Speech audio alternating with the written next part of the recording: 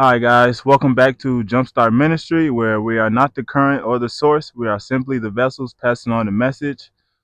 Thank you for tuning in. Today is going to be a little different. It's going to be about spiritual warfare. Welcome back to Jumpstart Ministry. As you previously heard, we'll be speaking on spiritual warfare. Now, spiritual warfare is something that is so important, and we don't realize in our everyday lives, even people that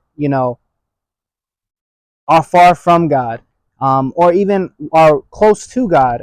Sometimes you don't realize, and you let the flesh go ahead and sidetrack you on from your true discernment that the Lord needs you to have in moments of arguments, in moments of persuasion, in moments of um, just wanting to do what is wrong in the sight of the Lord.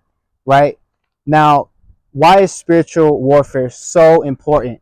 Now, if you don't recognize it, then you're simply going to fall into the things or the bad habits of the enemy. But spiritual warfare is more important and is a topic that needs to be discussed on a more regular basis for the simple fact that when a battle is won in the spirit or lost, it then transpires into the flesh, right? Um, Now, you say, why is that? Well, when someone commits suicide, right? They are thinking about this time and time again before they actually commit the act. When someone is going to commit a murder, right? They think about committing this murder before they actually go and physically do it, right? And then when you fall into lust, you think about lusting in in a mental state before you actually go and commit the physical act of adultery or of, sex, right? So that's why it is important, because when you're in the spirit realm, when you lose, it transpires in the flesh. When you win, it transpires in the flesh. Now, something we have to recognize is there is real principalities that rule over areas in all of this world, right? It is the devil's world, right? Owned by God. Now, it's the same thing as if you're like, hey, D, can I borrow your car? Of course. Now, you now have control over my car, but it is still my car, right? So if I say I need it back, that's what's going to happen, right? As an example. Now, this dawned on to me as I was reading Daniel in verse 10. It kind of shows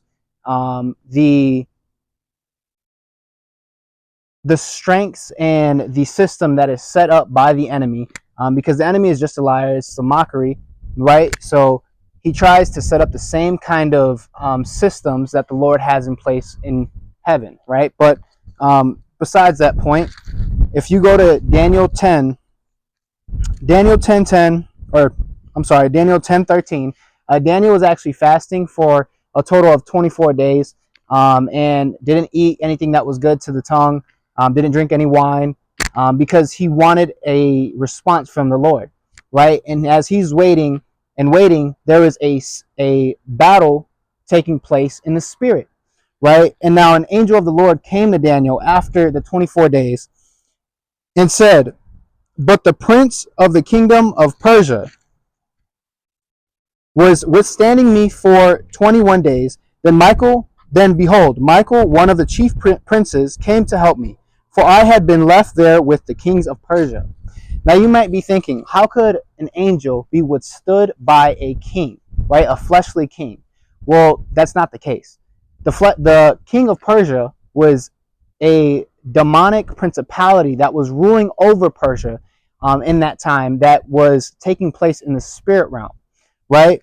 And if you don't believe me, then if you go later on into the verse, on verse 20 through 21, it then says, then he said, do you understand why I came to you? But I shall now return to fight against the prince of Persia.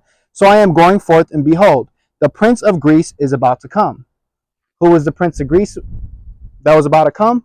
AKA Alexander the Great, right? So everything transpires in the flesh after the battle, or war is won or lost in the spirit, right? However, I tell you, what is inscribed in the writings of truth. Yet there is no one who stands firmly with me against these forces except Michael, your prince. Michael, your prince. Who is that? Obviously, as you guys may know, Archangel Michael, right? So we have legions of angels that are protecting us. We have legions of angels that are fighting for us, right? But there is also legions of demonic principalities that are set up to have us fail, right? To have us kill ourselves, overdose, commit murder, just act wickedly against the Lord himself, right? That's something that we have to recognize. And once we recognize, like, yo, you coming at me sideways, right? But if I'm recognizing, yo, there's a demonic principality that is ruling behind the way this person is coming at me, then I could be like, hold on, let me approach it in a whole different situation instead of it escalating into something that only benefits the enemy, right?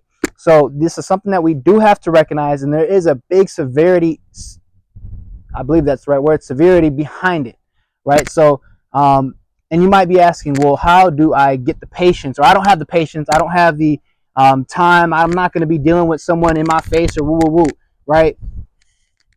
The key thing is laying it at the Lord's feet and letting him fight for you, right? It is by his blood that we are saved. It is by his grace that we are saved, right? We are not good enough. So if we notice, we are able to lay it all at his feet, knowing that we're not strong enough to go ahead and figure out our own issues.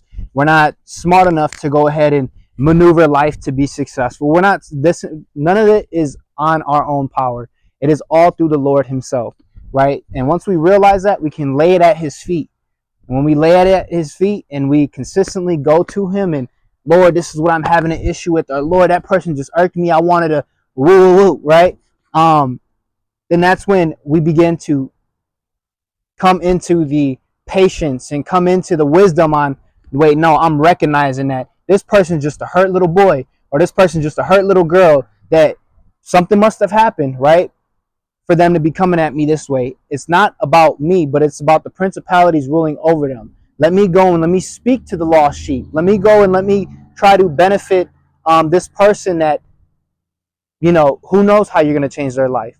So we love you. Thank you for joining to Jumpstart Ministry. We wanted to just speak on the spiritual warfare and how, you know, the spirit realm is truly bigger than the fleshly realm. When the spirit battles, once again, are won, then they transpire in the flesh. And when they're lost, they transpire in the flesh. So be nice and kind to everyone and praise the Lord Jesus Christ, because that is what we are simply created and made to do. Thank you. Have a blessed day. Thank you for tuning in to Jumpstart Ministry. We aren't the current or the source. Love you. Stay tuned.